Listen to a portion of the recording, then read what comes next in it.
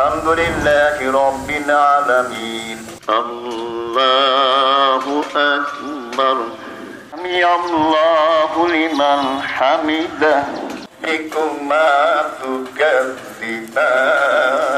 আমরা ইতিমধ্যে দেখতে পাচ্ছি অনেক দিন ধরেই প্রচণ্ড তাপদাহ সারা দেশে জনজীবন অতিষ্ঠ হয়ে গেছে।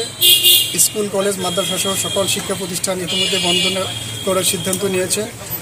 জনজীবন যাতে স্বাভাবিক অবস্থায় ফিরে আসে এজন্য আল্লাহর কাছে আমরা স্বস্তি কামনা করে বৃষ্টি প্রার্থনা করে এই নামাজ পড়েছি। আল্লাহ যেন আমাদের দোয়া কবুল করেন, আমাদের অপরাধ কৃতকর্মের যে অপরাধ সেটার জন্য ক্ষমা করে আল্লাহ যেন আমাদের প্রতি রহমতের দৃষ্টিতে তাকান এবং বৃষ্টি দিয়ে আবহাওয়া ঠান্ডা করে এই দেশকে স্বাভাবিক অবস্থায় ফিরে প্রদান করেন। আমাদের কাছে স্বাভাবিক জীবনযাত্রার জন্য আমরা ফিরে পেতে পারি এজন্য আল্লাহর কাছে কায়মনোবাক্যে দোয়া করেছি।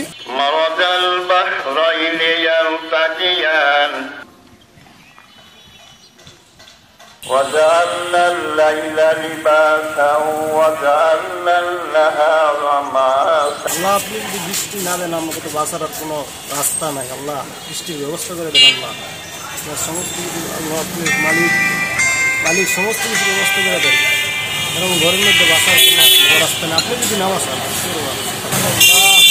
সমস্ত কিছু মালিক আল্লাহ, আপনি তো সমস্ত কিছু দেখতে আছেন আল্লাহ।